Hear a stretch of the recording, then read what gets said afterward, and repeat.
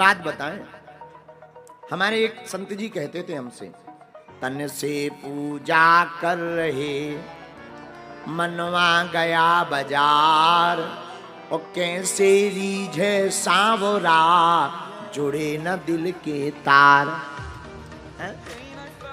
ज्यादातर लोग तन से पूजा करते हैं,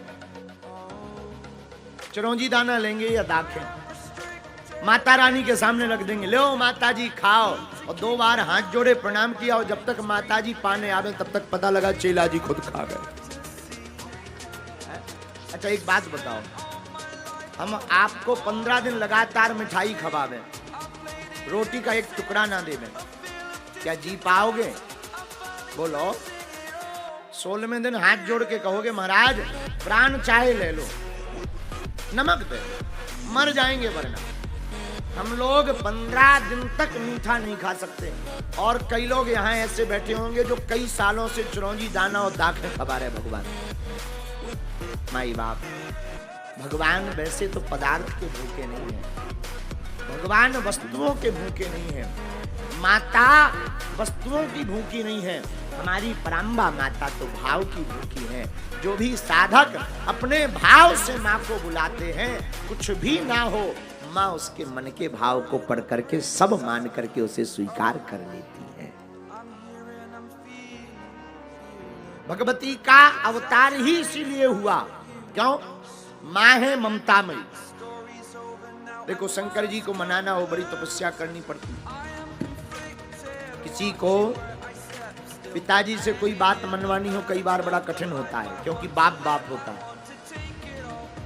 लेकिन कई बार बालक, पंडित जी बड़े, महाराज जी बड़े चालाक होते हैं, बालक बालिका कई बार पिताजी पर डायरेक्ट नहीं कहते, माता जी के थ्रू कहते, और जो काम डायरेक्ट पिताजी से कहने पर नहीं हो पाएगा, माता जी के थ्रू कह दो 100% हो जाएगा। हाँ जी या ना जी? जोर से बोलो। हमारे आराध्य श्री हनुमान जी महाराज, आहा क्या कहना वीर बजरंग बली का, धन्य है वीर बजरंग बली महाराज। हमारे आराध्य वीर बजरंग बली को राम जी प्राप्त हो गए, फिर भी जब लंका जाने लगे तो विभीषण ने कहा कि आप माता जानकी का पता लगाने आए हैं या मिलने भी आए हो? हनुमान जी बोले केवल पता लगाने नहीं आए, हम तो माता जानकी जी का दर्शन करने को आए हैं। क्यों? आपको तो राम जी मिल गए, अब माता जी की दर्शन की क्या आवश्यकता है?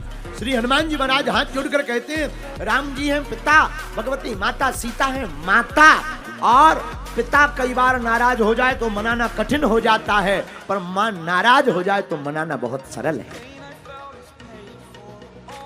इसलिए मां के चरणों में जुड़ना बहुत जरूरी है। और मेरे पागलों, हम तुमसे यही कहना चाहते हैं कि कई बार भगवान श्री राम कृष्ण हनुमान जी के जितने साधक हैं, ये नहीं कहते कि वो प्रसन्न नहीं होते, प्रसन्न तो होते हैं, कई बार बड़ी देर लगती है, कई बार सुनते नहीं हैं, लेकिन अगर भगवती के चरणों से जुड़ा जाए, भगवती को माना जाए, भगवती की आराधना की जाए, तो वही भगवती कई बार आज्ञा दे देती है और सरकार को मिलना ही पड़ता है। डले रहो दरबार में, श्री हनुमान जी कहते हैं। इसलिए आद्य शक्ति माता के चरणों में जो जुड़ता है, उनकी जो साधना करता, उन पर जो निष्ठा रखता, उनका जो ध्यान करता, मेरे माई बाप राम जी को भी मिलना पड़ेगा, भूत भावन महादेव को भी मिलना पड़ेगा, वीर बजरंग बली को भी मिलना पड़ेगा। क्यों? माँ ममतामयी होती है और भगवती की आज्ञा को कोई देवता नहीं टाल सकते हैं।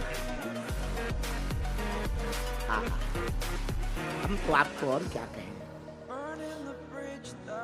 श्री विष्णु भगवान का चरित्र अगर पढ़ा जाए तो देवी भागवत में वर्णन आया। भगवान विष्णु ने भी एक बार यज्ञ किया, यज्ञ से माता प्रसन्न हुई, वरदान मांगा। भगवान विष्णु बोले भगवती कुछ नहीं चाहिए। किसी ने कहा कि आपको यज्ञ की क्या जरूरत है, आप स्वयं पालन करता है, परमात्मा है। भगवान विष्णु बोले हम जरूर पालन करता हूं, लेकिन हम शक्तिमान तभी होंगे जब हमारे ऊपर शक्ति का हाथ होगा। शक्ति है माता, और माता की शक्ति के बिना कोई भी व्यक्ति, माता की शक्ति के बिना कोई भी व्यक्ति शक्तिमान नहीं हो सकता। और मेरे पागलों, जिसके ऊपर भगवती का हाथ हो जाए उसका कोई बाल बांका नहीं कर सकता।